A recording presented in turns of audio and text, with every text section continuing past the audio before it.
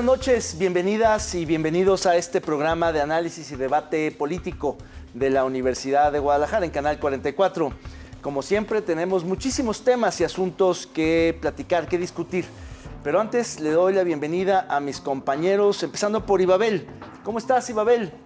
De manera remota. Estoy contentísima de estar aquí con ustedes nuevamente, aunque sea así a la distancia, de participar nuevamente en estas charlas del programa de análisis de la Universidad de Guadalajara. Saludos a todos los que nos están viendo y a todos los que nos siguen. Y saludos a todos los que están ahí en el estudio. Sonia. ¿Qué tal? Muy buenas noches, Ibabel, qué gusto verte.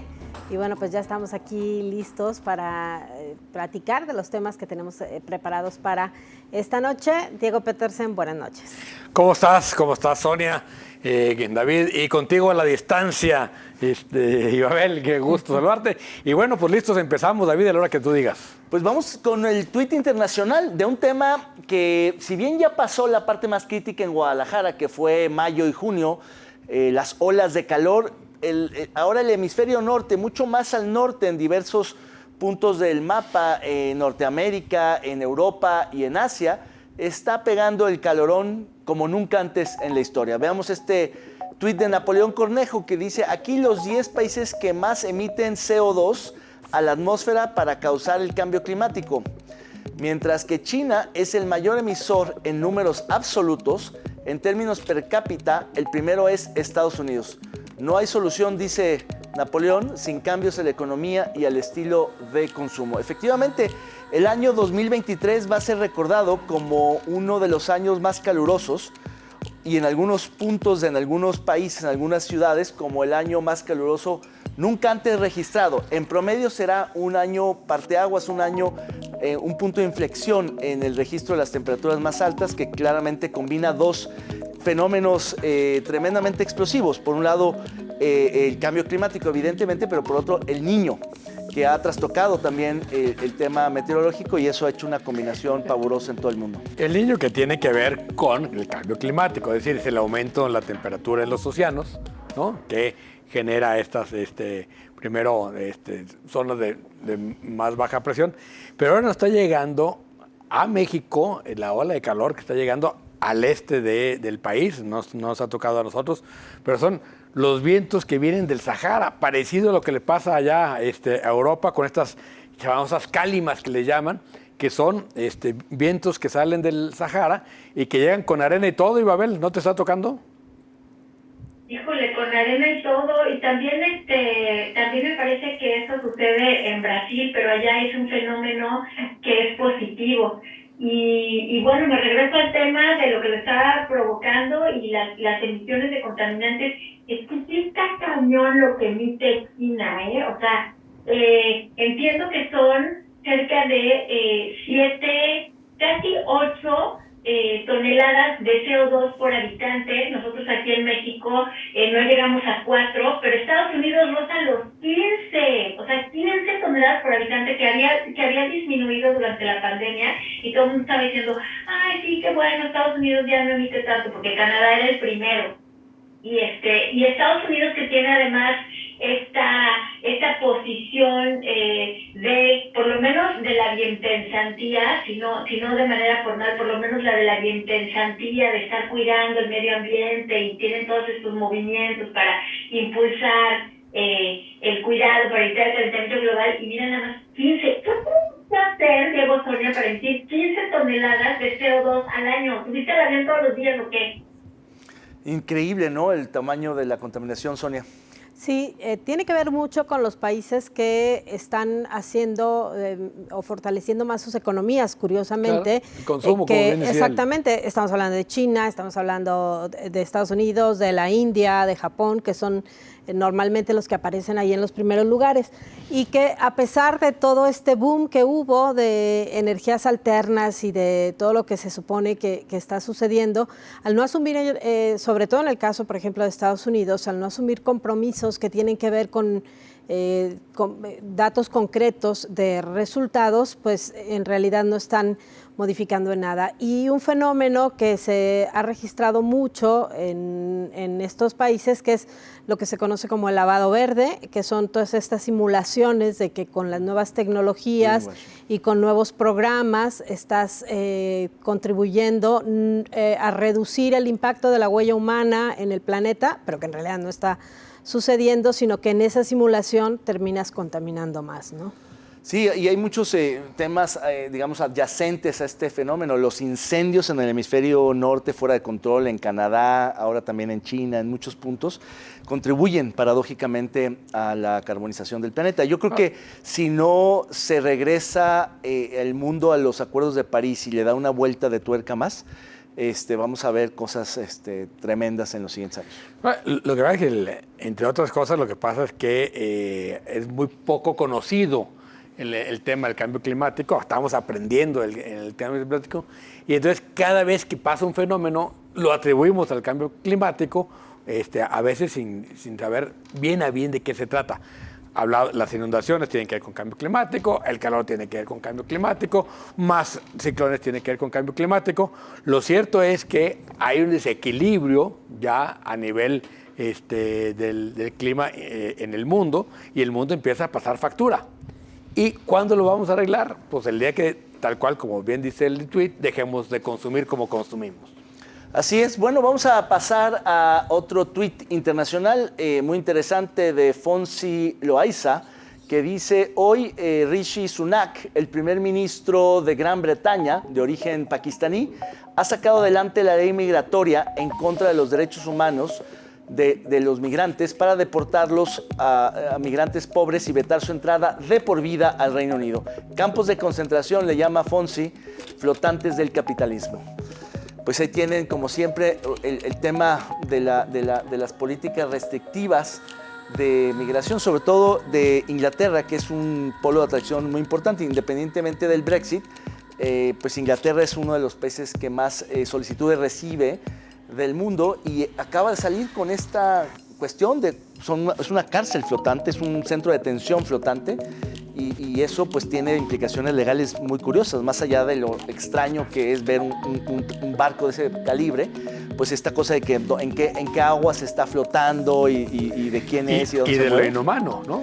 Porque es alguien que no va a poder recibir visitas jamás. Sí, no, pues es como una plataforma petrolera, quién sabe qué cosa tan extraña es eso, ¿no? Sí, bueno, la reforma tiene que ver con sanciones más severas para quien ingrese ilegalmente sí. a Reino Unido. Un poco lo que hace Estados Unidos con las nuevas políticas migratorias que surgieron recientemente, y que hace que todos los que queden justamente en esta condición, especialmente ante la ola que hubo de ingresos vía Canal de la Mancha, tengan que quedar justamente retenidos, y además suspendida toda la posibilidad de asilo político o de ingresar. Es decir, otra vez volvemos al trámite formal que se supone que se tendría que hacer para poder ingresar a territorio británico. Lo terrible es que haya un castigo pues de por vida. Y Babel, ¿tú cómo sientes las cosas allá? Pues ya lo hemos mencionado, David, Diego, Sonia, como la migración no es un problema. He estado escuchando y leyendo sobre el impacto que tienen las peticiones de asilo en Inglaterra. La verdad es que es prácticamente nulo. O sea, el año pasado fueron 45,000 las personas que llegaron, y el Reino Unido tiene un número de habitantes que llega casi a los 70 millones. Entiendo además que esto le cuesta al gobierno 6,000 millones de libras recibirlo. ¿Saben cuánto les va a costar deportarlos? Porque además la nueva ley lo que hace es deportarlos a todos los que hagan una solicitud de asilo por provenir de lugares en donde hay guerra, hambruna o condiciones que los expulsan. Les va a costar más o menos, o sea, si tuvieran que regresar a los 45,000 de 2022, les costaría 8,000 millones de libras, o sea, mucho más dinero del que cuesta tenerlos en Inglaterra. Pero claro, o sea, otra vez estamos ante la necesidad de fabricar una excusa y un enemigo por parte de un gobierno ineficiente que lo que quiere es decir, miren, ¿saben qué? Todo está funcionando bien. Lo que pasa es que hay unos tipos que vienen en barquitos y ellos tienen la culpa de todo. Pero es que para las economías, todas, la migración es positiva. Es decir, Depende en qué época, depende en qué época. Pero, a ver, incluso en las malas épocas, ¿no? Que no hay trabajo y es cuando se atascan, digamos, lo que hacen es frenar la migración. Los países reciben migración porque la necesitan, no por buenas personas, ¿no? Las economías necesitan migración. Y los políticos necesitan políticas antimigrantes, porque es lo que genera, digamos, claro, atractivo al voto. Entonces, lo único seguro es que esto va a ser una llamarada de petate. Inglaterra tendrá que seguir recibiendo montones de inmigrantes porque económicamente lo necesitan. No deja de ser una paradoja, ¿no? Que el primer ministro de origen pakistaní, cuyos padres fueron migrantes y él sea hijo de una oportunidad privilegiada de haber podido llegar a la primera magistratura, ahora sea quien firme esta iniciativa que justamente tira la escalera por la cual subieron o llegaron sus padres. Y recrudece un tema que además en Inglaterra se discute mucho el perdón, la disculpa que le debe el Reino Unido pues a un montón de países, entre ellos todos los de origen donde vienen los migrantes, sobre todo los africanos, claro, porque son excolonias británicas, prácticamente todos. Bueno, claro. Igual le pasa a Francia con sus colonias. Con esa promesa llegó el primer ministro, era uno de los 5 puntos importantes de sus promesas de campaña. O sea que en realidad es el ministro, el gobierno conservador, pero es la sociedad británica hoy, es esto. Es terrible. Sí, políticamente es muy atractivo, pero el día que cierren las puertas a la migración, Estados Unidos, Francia o Gran Bretaña van a entrar en un caos económico. Así es, pues esto va a ser un tema muy recurrente en este programa, pero vamos a una pausa. No le cambie, volvemos. Seguimos en Con Todo Respeto.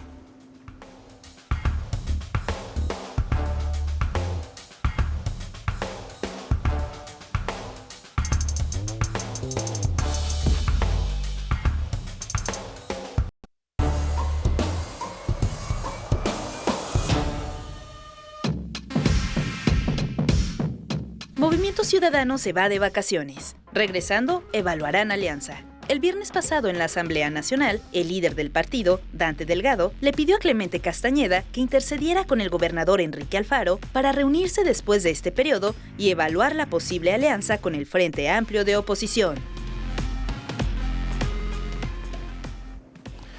Claramente el conflicto al interior del Movimiento Ciudadano es un conflicto por definir los tiempos políticos.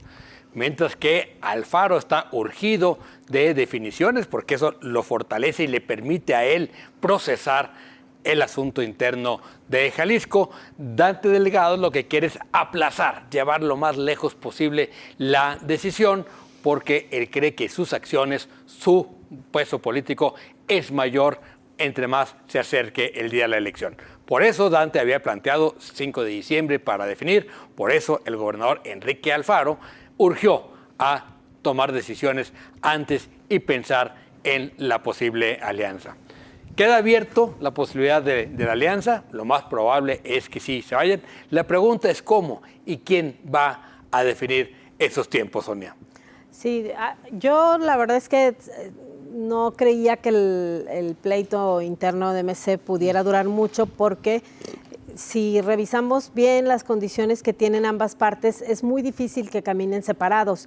Es decir, a Dante solo no le da para, aún yendo, sobre todo con esta postura más bien de ir de manera aislada, no le da para tener un buen resultado, ni siquiera pensando en la participación que tendrían en el Congreso de la Unión y quizás sí poner en riesgo el registro.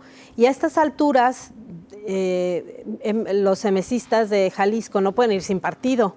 Entonces, se necesitaban ambos y tarde o temprano van a tener que sentarse. El asunto es que van a tener que negociar también y quizá lo único que quedaría ya a debate es si van o no van a la alianza. Yo creo que hay cosas que desde el principio han quedado fuera de discusión. Yo no creo que Dante se meta a las definiciones de Jalisco. Me parece que la fuerza que tiene políticamente el grupo que encabeza Enrique Alfaro le marca el respeto que tiene que tener y yo creo que con la habilidad y la experiencia política que tiene Dante Delgado, difícilmente podrá pasar Pero por alto eso. Da la impresión, Ibabel, de que lo que quiere Enrique Alfaro es una alianza para que en Jalisco, habiendo alianza, él queda perfectamente, digamos, en disposición de hacer lo que quiera. Le baja a cero prácticamente el riesgo frente a Morena yendo en la alianza. Quedaría claro que él manda en Jalisco, él va a poner los candidatos, pero ya no tiene riesgo de si pone a uno u otro pudiera perder. ¿Cómo ves tú el tema? Oye, pero a ver, ahora sí que barajémosla más despacio. ¿Por qué dices que ya no tendría costo frente a Morena el hecho de que el gobernador de Jalisco optara por la alianza? O sea, yo entiendo que el gobernador de Jalisco, Enrique Alfaro, está viendo la lógica de tanto de la elección estatal como del crecimiento y la sobrevivencia del grupo político que él lidera. Y en ese sentido, la decisión que ha tomado de distanciarse de las decisiones de la dirigencia nacional, me parece que lo desatan de manos, pero lo desatan de manos hacia los dos lados, hacia la alianza y hacia Morena, en términos de lo que le queda de gobierno en estos últimos meses, y también en términos de un lugar que puede ocupar después de las elecciones, tanto desde el gobierno de Jalisco, no digo él como personaje, sino lo que pasa con el grupo frente a quien gane la presidencia. O sea, quedan como libres, ¿no? Pero ¿por qué dices que lo de Morena? No entendí. Porque yo creo que sí, van en alianza nacional, irían también en la alianza local en la elección para gobernador, y si atendemos el resultado de la última elección, que fue a tercios, pues sería 2 tercios contra 1 tercio prácticamente. Es decir, reduce mucho la posibilidad de que gane Morena. Para que Morena gane o tenga posibilidad de ganar Jalisco, necesitaría ser una elección a tercios, donde ahí sí podría tener una opción, ¿no, David? Sí, efectivamente. Pero yo estaba pensando en la posibilidad de que Morena gane la presidencia de la República y el por gobierno de supuesto. Jalisco tenga vasos de comunicación también con un gobierno morenista federal. Claro, y eso lo habrá, ¿no? A ver, yo lo que creo es que en el caso de Jalisco, efectivamente la última elección fue a tercios, donde un tercio grande, sobrado, era MC, un tercio copeteado era Morena y el tercio restante era el resto de los partidos, que no necesariamente es un bloque como tal. Entonces, efectivamente, ya sea la alianza de forma o de facto, si MC logra trabar sobre todo la alianza con el PAN, coincido con Diego, está resuelta la elección local. A Alfaro se le facilitaría esa alianza, si hay una alianza nacional, porque entonces ya no habría duda con quién jugaría el PAN y por extensión el PRI y probablemente otros partidos. El asunto, creo, que el conflicto interno de MC tiene que ver no solo con los tiempos políticos, donde efectivamente Alfaro quiere que se defina pronto el candidato a la presidencia y Dante quiere que se defina al final, sino también cuál es la posición respecto a la alianza. Queda claro que Dante sigue siendo escéptico, no quiere ir con la alianza, quiere ir solo, y Alfaro ha cambiado de opinión. Alfaro en algún momento coincidía con Dante en que debían ir solos, argumentaba por qué no podían ir. Apostó un poquito a la concertación Sí. con Morena, ¿no? Exacto, como parte del acuerdo, Claro. este acuerdo Con de Adán que nadie Augusto. tiene pruebas, pero del que todo el mundo habla y el propio gobierno lo Claro. reconoce, con el exsecretario de Gobernación, el propio presidente, que ya eso se acabó un poco, y entonces creo que hoy Alfaro tiene una posición mucho más proaliancista. Incluso creo que la decisión misma de Alfaro de haber renunciado a su aspiración presidencial tuvo que ver con la irrupción de Xóchitl, que le dejó en claro que no tenía mayores posibilidades. Ese suerte como de berrinche, chantaje, reposicionamiento y arrebato que tuvo Alfaro frente a MC Nacional, lo ganó. Terminó ganando un poco la partida al punto de que Dante comisiona a Clemente para un diálogo, le da un poco la razón a Alfaro, lo elogia, le dice que abre la puerta de la alianza y finalmente MC está en una posición absolutamente indefinida. Y yo creo que eso hay que reconocer. O sea, Alfaro en la parte política difícilmente se equivoca. Es muy habilidoso, muy claro y muy pragmático, las tres cosas, ¿no? Es decir, sabe jugar la política como muy pocos, y creo que movió muy bien sus fichas. Hoy tiene todo el control del Estado y además el control completo de la sucesión, ¿no? Entonces, y queda como medio mártir, sin haberse despeinado. No, bueno, está es un difícil que se decir. despeine, pero sí, queda muy bien posicionado, Sonia. A mí no me parece, más bien me parece que al revés, se dio cuenta que no tenía condiciones absolutas de ir a, porque vaya que lo pensaron y lo trabajaron y le gastaron además, o sea, yo sí creo que más bien se dio cuenta que esta burbuja que le han creado en su entorno, de que él podía ser un político que nacional. Pesara en lo nacional, como le ha pasado a todos los gobernadores, Claro, por el es parte poder del negocio. económico que tiene Jalisco, es muy fácil que quienes les hablan al oído y quienes se benefician de la carrera política de los gobernadores los convenzan de eso. Y Alfaro estaba convencido. Yo más bien lo que creo es que se dio cuenta que no podía. Y lo demás pues tiene que ver con la necesidad que tienen el equipo de Alfaro del partido y el partido del peso que tiene el equipo de Alfaro. Ahora, el alfarismo como tal, ¿tú crees que tenga vida después de Alfaro, Ibabel? Una buena pregunta, porque en las elecciones anteriores, si mal no recuerdo, fueron otros grupos de Movimiento Ciudadano de Jalisco quienes se abrieron paso. Pero yo creo que Alfaro tiene con qué. Tú acabas ahorita de elogiar este olfato, este talento político que tiene el gobernador, ese sí no se lo podemos escatimar. Y yo creo que también que está jugando bien sus cartas, y al jugar bien sus cartas, pues entonces están garantizando que el alfarismo perviva. Solo agregaría además una cosa, creo que fue David, tú dijiste que una vez que sale Xochitl él se da cuenta de que no tiene ninguna posibilidad. No, yo creo que esto, y que me parece que lo dijo Sonia, es algo que él viene viendo ya desde hace rato. O sea, en realidad lo de Xochitl es la excusa para taparte. Imagínate ponerte a competir con Movimiento Ciudadano en un contexto en el que hay dos bloques, independientemente de que fuera Xochitl Gálvez o Enrique de la Madrid. Es que este Movimiento Ciudadano no juega por la presidencia de la República, juega por el legislativo desde hace mucho tiempo. Pero además, Movimiento Ciudadano es un movimiento que tiene dos expresiones muy fuertes en Jalisco y en Nuevo León, y en el resto del país prácticamente no existe. Es decir, levantaron tantito en Campeche, que da igual, levantaron un poquito en Colima, que le da más votos Ciudad Guzmán, ¿no? Entonces, me parece que claramente, es decir, pensar en que la presidencia de la República le iban a competir era un absurdo. Tenía sentido ir a crecer el partido, es decir, hacer una campaña para crecer el partido. Con la irrupción de Xochitl, yo coincido que además de que ya era una decisión tomada, lo que hace es que los pone contra las cuerdas. En una elección polarizada no hay manera de que MC subsista como opción política. Es decir, se va a polarizar tanto que si no se cargan por uno u otro lado, lo único que va a pasar es que se van a achicar y van a tener menos diputados que los que tienen ahora.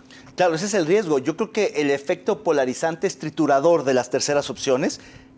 Eso ya lo entendió perfectamente Dante y por eso abre la posibilidad. Y creo que también lo entendió Alfaro. Mi punto tiene que ver con que justamente al no darle a Alfaro a saber que tenía recursos limitados, la juega muy bien. Para no haberse placeado, para no haber renunciado, para no haber hecho el ridículo, como otros aspirantes, capitalizó muy bien, quedó muy fortalecido dentro de su partido, todas las riendas de la asociación, y queda un poco como una figura nacional que va a estar jugando en la creación de esta alianza. Perfecto. Bueno, vamos a ver. Yo tengo una pregunta. Adelante. Así como tú preguntas, Diego, si el alfarismo pervive. Bueno, o sea, es que realmente Dante sí está en una situación complicada, Dante Delgado, porque ustedes creen que si opta por la alianza, que es algo ante lo cual pues lo están orillando, porque sí necesita de las fuerzas territoriales de Nuevo León y de Jalisco, pero si opta Movimiento Ciudadano por la alianza, lo que desaparece es Movimiento Ciudadano, lo acabas de decir, David, sí. O sea, eso no tritura lo que es la bandera de este partido. No, creo yo que lo deja como un partido de dos regiones, tal cual, como lo que es realmente, es decir, sin la posibilidad de crecer, por lo menos en esta elección. Vamos a ir al resbalón, porque ya llegó el tiempo de irnos a un corte, pero antes vamos a ver el resbalón que tiene que ver también con esto. Es el colofón de este segmento.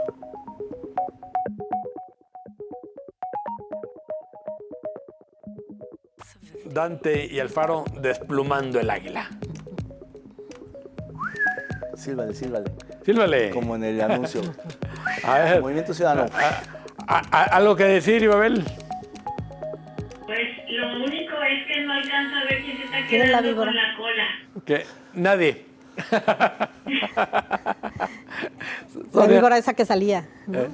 ¿Que quién era? Bueno, Con el pico, ¿algún comentario sobre el cartón? No, yo creo que van a terminar pegando ahí el Sí. aguilita para que les alcance a los dos.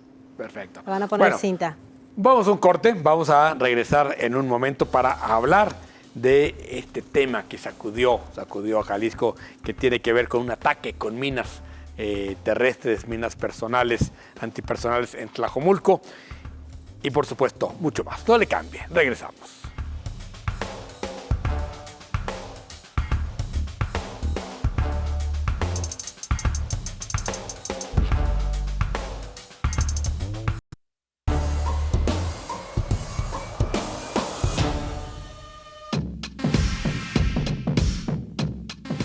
La Fiscalía de Jalisco confirma el arresto de 2 hombres relacionados con los ataques con minas ocurridos la semana pasada, en donde murieron 4 agentes policiales y 2 civiles.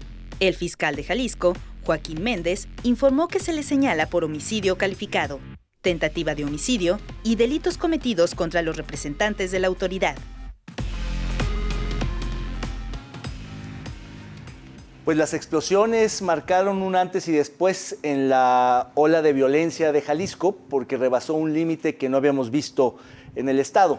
Explosiones de armamento mucho más allá del que habíamos visto antes, que pues mató a 6 personas y movilizó no solo al gobierno municipal estatal, sino a las fuerzas federales. Hay 2 confirmados como detenidos, pero faltan muchas explicaciones. Lo cierto es que Tlajomulco cimbró no solo al municipio, sino al estado y al país.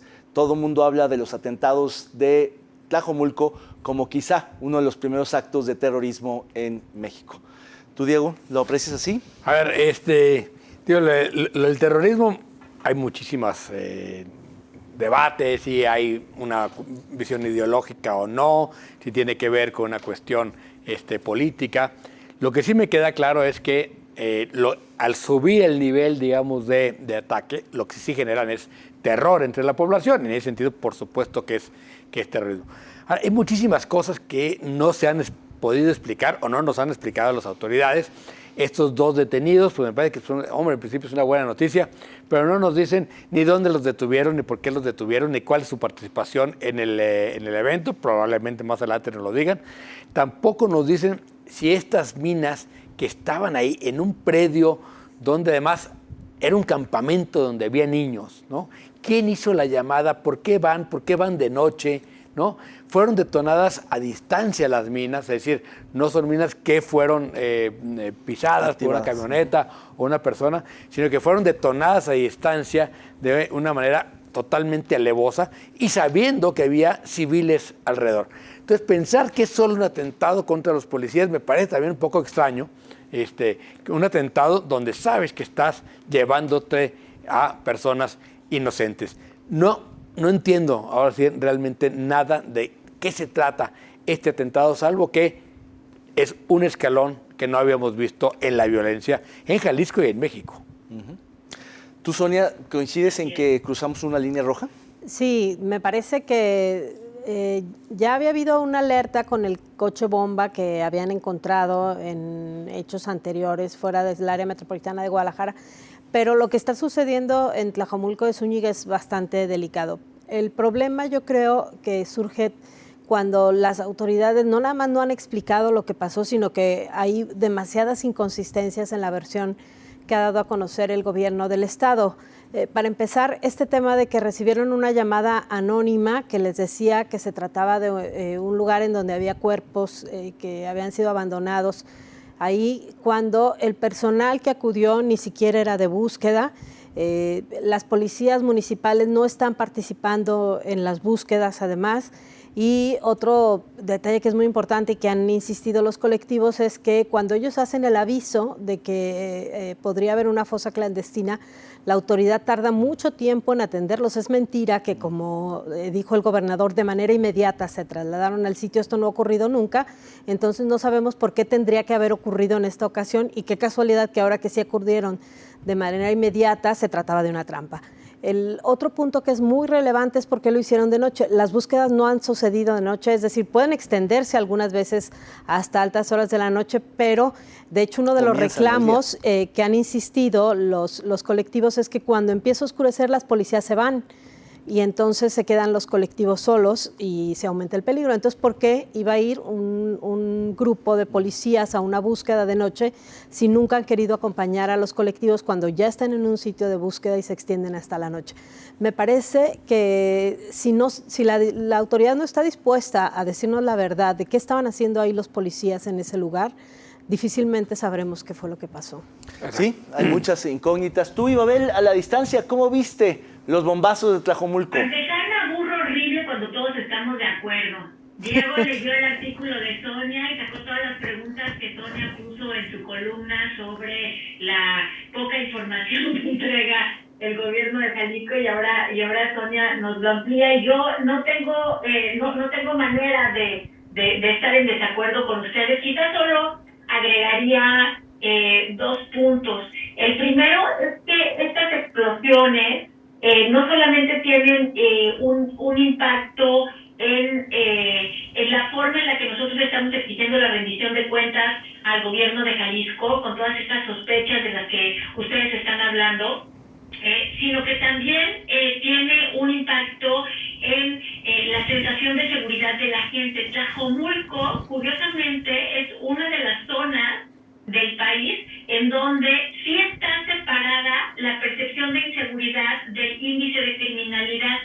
No tiene un alto índice de percepción de inseguridad, o no tenía, pero cuando hablamos de un acto que genera terror, sea o no terrorista, de acuerdo con las concepciones más ortodoxas, pues entonces lo que estamos haciendo es destruir un valor enorme que había en Tlajomulco, que es que la gente se sienta segura. Y si la gente no se siente ya segura porque no sabe qué es lo que pasa, porque también esa es una de las razones por las que queremos que el gobierno explique mejor de qué se trató esto, no es nada más porque somos metiches y nos encanta saberlo todo, sino porque eso nos da certezas sobre la posibilidad de que esto siga ocurriendo y si hay capacidad o no del Estado para inhibirlo y castigarlo. Entonces, qué aburrido que estemos todos de acuerdo, ¿no? Sí, a ver, yo creo que el tema de la discusión sobre el terrorismo le vamos a tener que entrar tarde o temprano como país. A mí también me cuesta trabajo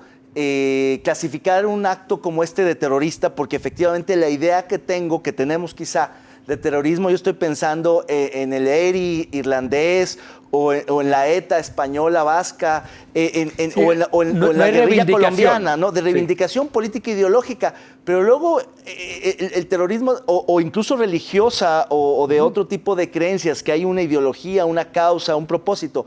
Pero no, en realidad el terrorismo es mucho más diverso que eso. Y la causa de los crímenes, de los grupos criminales, puede ser simplemente pues, el control político de las... Y territorial. ¿No? Entonces, no tiene que ver una causa tradicional ideológica, sino simplemente un propósito político o un propósito de poder, punto. No tanto político como símbolo, sino poder como fuerza. El punto es que sí cruzamos una línea y me parece que irremediablemente le vamos a tener que entrar al tema, porque ha habido 2 o 3 casos en el país donde efectivamente se ha generado eso, terror, que finalmente pues Pero cuando...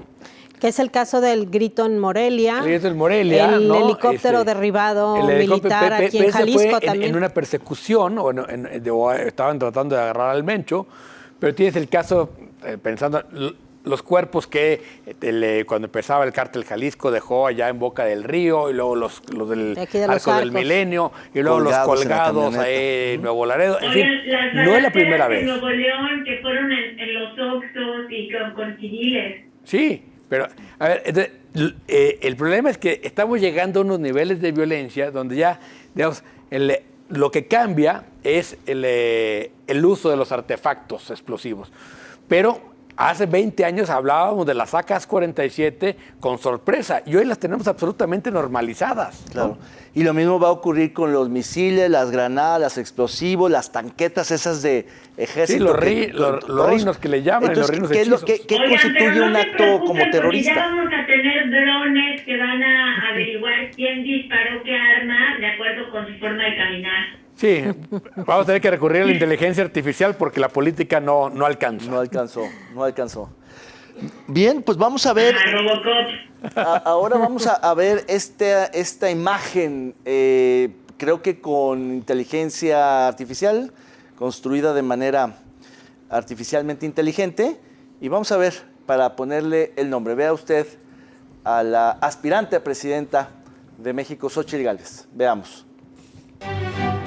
Los curadores más experimentados de Con Todo Respeto han preparado esta exquisita pieza de arte visual.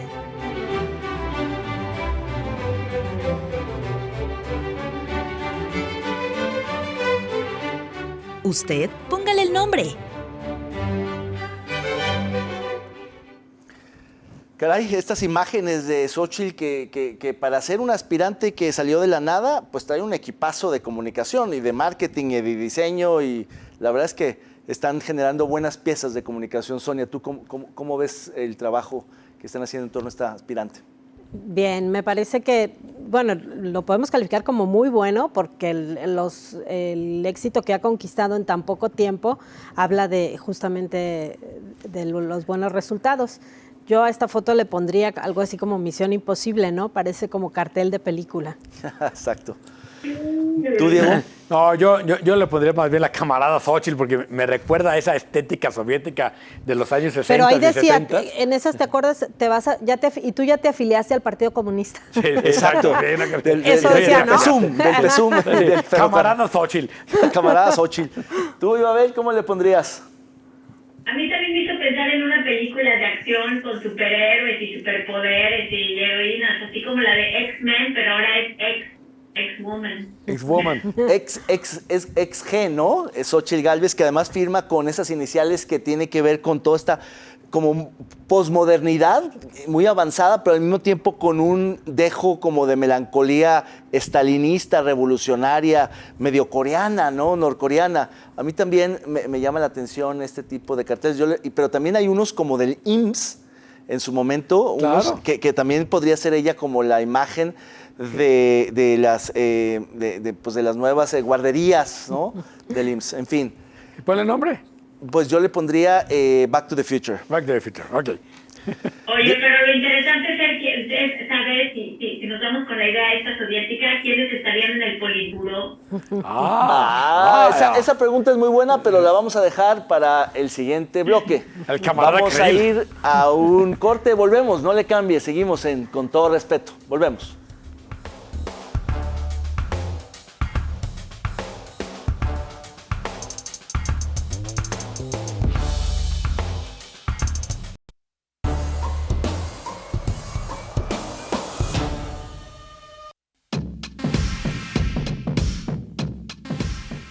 El domingo pasado, cientos de familias de desaparecidos marcharon desde la Glorieta de los Niños Héroes hasta el Palacio de Gobierno, exigiendo que la Fiscalía no deje de buscar a sus seres queridos, luego de que el gobernador pidió parar las búsquedas cuando las anteceda una denuncia anónima sobre fosas clandestinas. Prevén aumento salarial para magistrados. El aumento al presupuesto del Poder Judicial que anunció el gobierno de Jalisco para 2024 viene con mejores ingresos para los magistrados del Estado, quienes ya perciben más de 235,000 pesos mensuales y un aguinaldo que rebasa los 335,000. El titular de ese poder, Daniel Espinosa Licón, afirmó que será un incremento inflacionario. Y con traje blanco como Aarón Joaquín. Bueno, ahí tiene la marcha, la respuesta de las madres buscadoras, de los familiares de los desaparecidos, ante una propuesta verdaderamente, digamos, extraña del gobernador Alfaro, de decir, vamos a parar toda búsqueda que venga de una denuncia mientras no exista un protocolo que nos permita cuidar a todos. El protocolo existe, el protocolo fue propuesto por los grupos de búsqueda, y fue el gobierno el que no quiso aceptar el protocolo. Y el protocolo lo que requiere es recursos del Estado para la búsqueda de personas, y me parece que eso es justo lo que no quiere el gobernador Ibabel.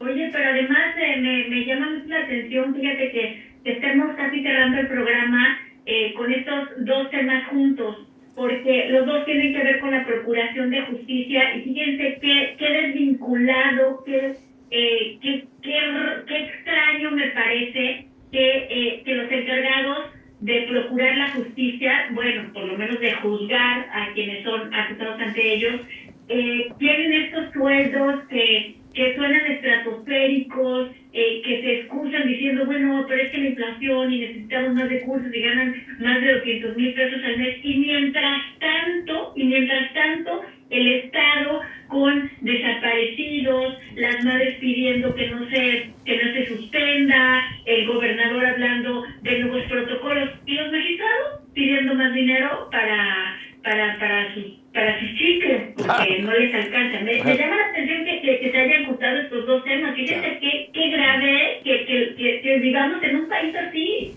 Sí, ya hablaremos del tema del sueldo de los magistrados, además otro tema donde Sonia es la gran experta. Pero ¿cómo ves el tema de las madres buscadoras? Sí, me parece muy perverso lo que hizo el gobernador al ligar el tema de los atentados en Tlajomulco de Zúñiga con el tema de las búsquedas, porque tenía, parece, como objetivo esto, suspender no las búsquedas, el acompañamiento, porque las familias van a seguir buscando, eso no lo van a poder frenar. Claro.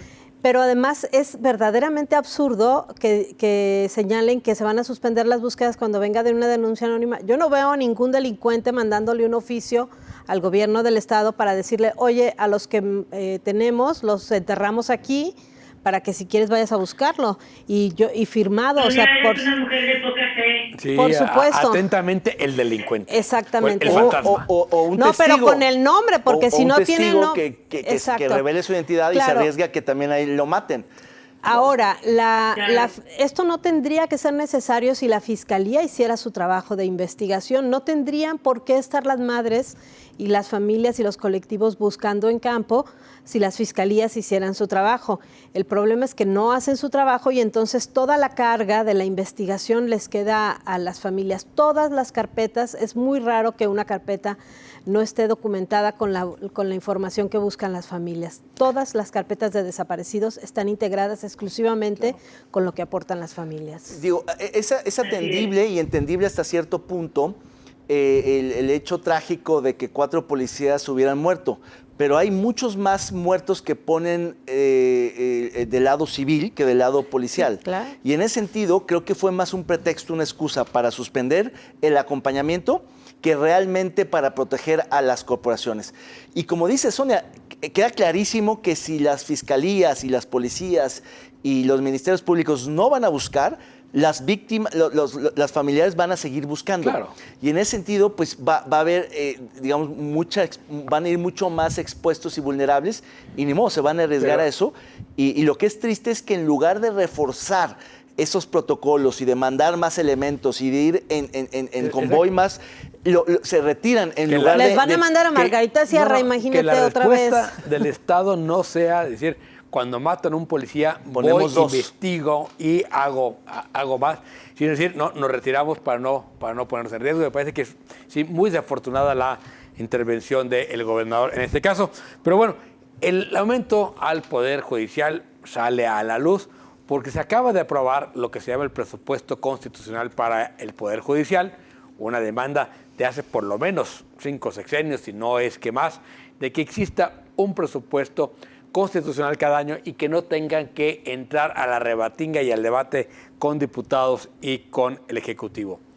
El problema es que ante esa buena noticia de que va a haber un presupuesto constitucional que implica más o menos un incremento de 50% de recursos al Poder Judicial, lo primero de lo que se hable sea del aumento del sueldo de los magistrados. Sí, cada año cuando el Poder Judicial manda su proyecto de presupuesto de egresos, le plantea al gobierno del Estado todos los proyectos que están pendientes, que son bastante lógicos, ¿no? Desde, por ejemplo, que los nuevos juzgados orales, algunos no tengan internet, entonces, o que las computadoras que tienen los juzgados tengan más de 20 años y no puedan conectarse a Wi-Fi, cosas verdaderamente absurdas que suceden en el Poder Judicial. Por eso llama la atención que la primera declaración a partir de esa gran conquista que significa el presupuesto constitucional, que implica un incremento importante en los recursos que recibirá el Poder Judicial, sea del presidente diciendo que se van a poder aumentar ahora sí el sueldo y que le da la razón a todos los gobernadores que se habían resistido al presupuesto constitucional porque decían que esto iba a suceder, que si no había un control sobre cómo se distribuían los recursos, lo que íbamos a tener son los excesos, porque además esto ha venido sucediendo desde hace mucho tiempo, ¿no? La forma en que las prestaciones y todo lo adicional al salario que se otorgan a sí mismos los magistrados. Lo primero que habría que preguntarse es cuánto realmente ganan los magistrados, porque hasta en eso no hay precisión. Hay muchos datos, hay mucha información, pero el presidente, los magistrados son incapaces de decir y de transparentar por completo todas sus percepciones. Siempre titubean, siempre ocultan algo. Se me olvidó la prima, se me olvidó la vacación, el aguinaldo no es tanto, pero lo voy a checar. ¿Cómo que lo van a checar? ¿Cómo que no saben? Segundo punto es que el Poder Judicial no tiene un órgano interno de control. Es la única entidad pública del Estado que todavía no tiene su contralor interno y se resisten a hacerlo. Desde el CPS, desde el Sistema Anticorrupción se ha pedido eso y parte de quienes sí apoyamos la constitucionalización presupuestal tenía que ver con cuidar justamente los presupuestos a través de una figura que no está. Entonces, es un premio, lo decías en una columna o en el radio, es un premio, pero sin condiciones, sin exigencia. Y es un premio además a las cúpulas, ni siquiera... Así son los premios.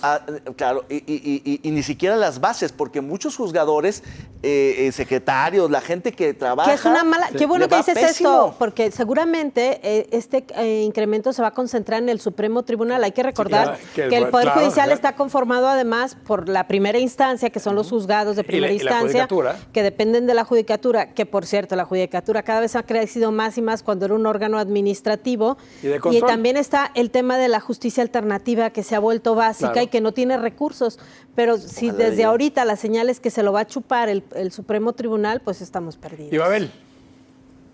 Bueno, yo estaría en desacuerdo con el término del premio, porque, creo que sí hay que recordar muchas de las cosas que ustedes dijeron cuando se estuvo apoyando esa constitucionalización y recordarle también a quienes nos están viendo lo que esto implica, porque esto significa que se garantiza la independencia del Poder Judicial y se le retira la indignidad de estarse acercando al legislativo y al ejecutivo cada año para decirle, me das por favor 2 pesos más, me das por favor 5 pesos más. Ahora, esa es una cosa, y otra cosa muy distinta tiene que ver con el manejo de estos recursos y la rendición de cuentas. Y ese es el dilema que se tiene siempre con el Poder Judicial, porque al entregarle libertad y autonomía presupuestal e independencia con este tipo de presupuestos, que yo creo que tiene que ser así. Me parece que Jalisco es el primero, sino creo que es el único estado. No, hay dos. Hay 2 o 3. Nuevo León es uno de ellos y los otros no me acuerdo cuáles son. Porque hay otros que lo que establecen es un porcentaje, de manera que tampoco se tiene que negociar cada año. Pero bueno, no importa, no sé cuáles son. Lo que sí creo es que esto, más que un premio, es un reconocimiento a la necesidad del Poder Judicial y de su independencia, pero es también un recordatorio de que nuestros poderes judiciales estatales y el Poder Judicial Federal necesitan un mejor esquema de rendición de cuentas, que no pasa necesariamente por el asunto presupuestal. Nadie dice que tiene que estar en una caja negra. Exactamente, sí. Los otros poderes pueden y deben de tener mecanismos, así como el Poder Judicial tiene mecanismos para incidir, porque eso es lo que hace que haya contrapesos, no nada más que cada quien haga lo que se le dé la gana. Sí, que el Poder Legislativo ejerza esa facultad que tiene de revisar a los otros poderes en términos presupuestales. Pero bueno, vamos ahora a la neta, ¿no? La semana pasada hubo algunas propuestas por las que usted votó. Vamos a ver cómo quedó.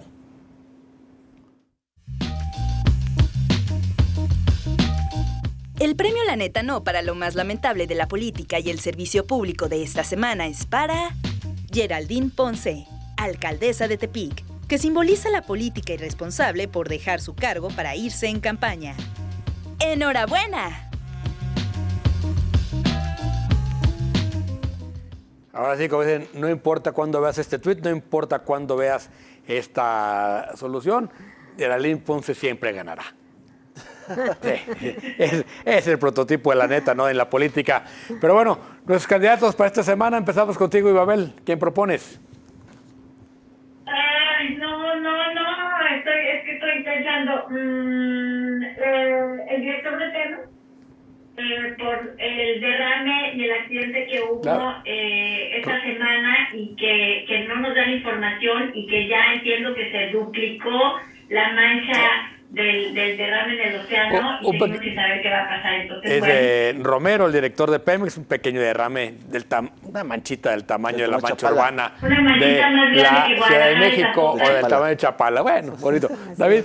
Pues yo me voy a adelantar al que supongo nominará a Sonia, que es Daniel Espinosa Alicón, presidente magistrado del Tribunal Superior de Justicia del Estado, precisamente por repartirse el pastel que le acaban de Antes de regalar. que le llegue. Sonia. Por supuesto, me lo ganó, porque Te lo ganó. me preguntó antes, así Bueno, que... entonces ya va. Así es, David. Perdón. Y yo voy a proponer a Santiago Krill y su ridícula declaración de que era discriminado por su color de piel. Ahora nos Y sus discriminan- ojos azules. Nos discriminan a los güeritos. Dijo, ¿escuchaste esa declaración, Ibabel? sí, claro, me parece ridículo. No, bueno, Pero- esta idea de la discriminación inversa no existe. O sea, claramente puedes ser maltratado sin importar No entienden. el color de tu piel o el color de tus ojos. Puedes ser maltratado, pero eso no es discriminación. Es como los gobernantes que dicen que les violan sus derechos humanos. Exacto. ¿no? Es como el presidente López Obrador diciendo que hay personas poderosas que lo oprimen. Que lo oprimen, sí, claro. ya. Que Que le violan quitan su derecho de a libertad de réplica y su expresión. libertad de expresión. Bueno, llegó el claro. momento de retirarnos. Ibabel, muchas gracias. Qué Buenas bueno noches. que estuviste con nosotros desde allá, desde Lejoslandia. Sonia, Buenas Desde noches. Finlandia. David. Buenas noches y a todos. A todos ustedes que nos hicieron el favor de estar con nosotros desde sus casas. Nos vemos, nos escuchamos la próxima semana.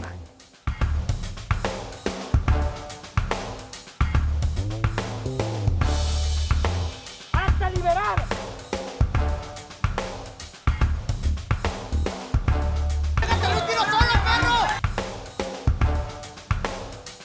We need strong borders,